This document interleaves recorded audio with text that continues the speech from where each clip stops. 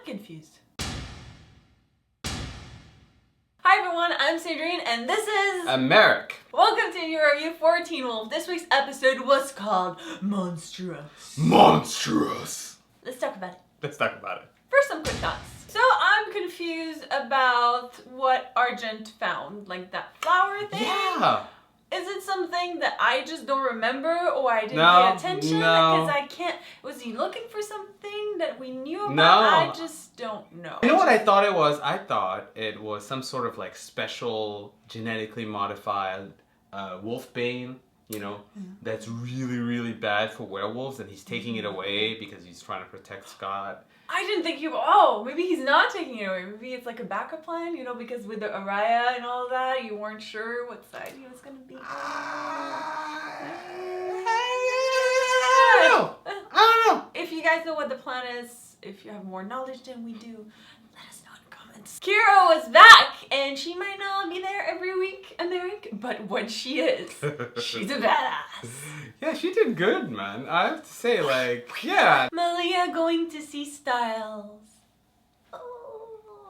I knew she was gonna do this. Okay, it was cute. Scott going full alpha on one of those soldiers. Ooh. That was like, I didn't know you could he was not even a man anymore, right? Yeah, his face changed pretty differently. Scott, you never go full wolf. Never go full wolf! Well, to be fair, we've been wanting him to go full wolf this whole season, and now that he does, you're like, you never go full wolf, Scott. Isn't that what you've been wanting? I feel like it was wasted on this random, assassin. I felt like it's one of those moments that you're really, really keeping for the big ass fight scene. He hasn't. It was a hint of what's to come, I think. Because he hasn't gone. He was just pull back. Which I think is what he's been scared of. He's been scared of going full wolf on this poor little soldier that had no shot against Can you imagine how Scott going full wolf versus Peter? Peter, that's what I thought. Oh my god. And now let's move on to Peter and Meredith. So technically, Meredith is the benefactor, but not really because it's Peter's plan. So Peter is really the benefactor. I'm just confused every week right now. Yeah, that was convoluted though. That was way more complicated than it had to be. I will give him this though.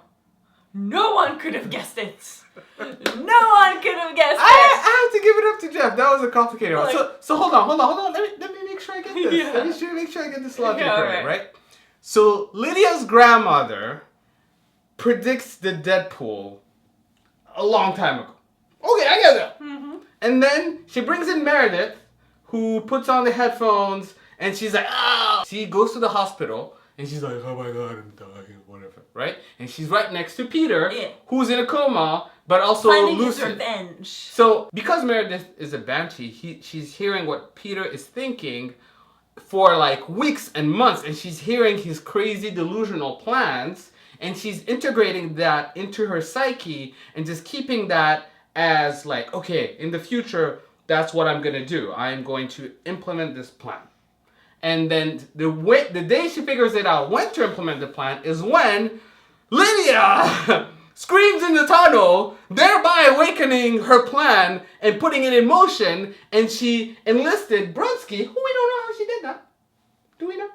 No, that was my question. How did she control Brunsky? I'm Okay. But she controls him to steal the money, set up the Deadpool in the computer. Which, by the way, did not have an interface. But why is it the computer so old if she's the one who did it? I don't know. I'm still confused. I'm still confused about how, so Lydia's grandmother predicted the list, but how did Meredith get the list? I'm so confused. And then, if she's a banshee predicts death, wouldn't everybody on that list then pretty much be condemned to death for sure? I don't know though. And then why did Peter want to only kill supernatural creatures? He was crazy. He was just being I want to remake all of Beacon Hills to his image, so he's gonna kill everyone and start from zero. But it explains why he wasn't on the list. But now that that's been put to rest, we're putting it to rest, Americ. We're putting it to rest. There's still the little issue of Peter wanting to kill Scott. I don't know. Can we deal with two villains in one season? Well, it was just one. It was Peter all along. Really. The first time, he had nothing to do with it. But the second time, It was him. Yeah. And they showed like a sneak peek for next week's episode right after the episode, and then it looks like Kira and Scott are in trouble. Yes. I don't know if Kira's gonna make it though. No, because we already lost Allison. That's not cool. I just don't think she's gonna make it. So I wouldn't be surprised to be like, It's okay, Sandrine. He doesn't mean it. I do mean He it. doesn't mean it. You don't mean it. I'm kind of excited to just move on now that we're off of the benefactor and kind of go and figure out how that Scott and Peter fight thing is gonna happen. Because yeah, I think Alpha Scott's gonna come pop out again. But that's all for us. Yes. Please let us know what you thought of this episode. Comment below and let us know. Yeah, if you have more clarification, if we didn't understand something, explain it to us. Like, Yes, let us know how you understood. Because Sandrine is not like, you know. Please. Sandrine is. Please, like you understood. It was low. You. It was low. A little bit. Thank you guys so much for watching. Make sure to subscribe to Happy Cool so you don't miss our Teen Wolf reviews. And we'll see you next week, next Monday this time. Yes, It's back next on Monday. Yep. Bye. Scott and Peter.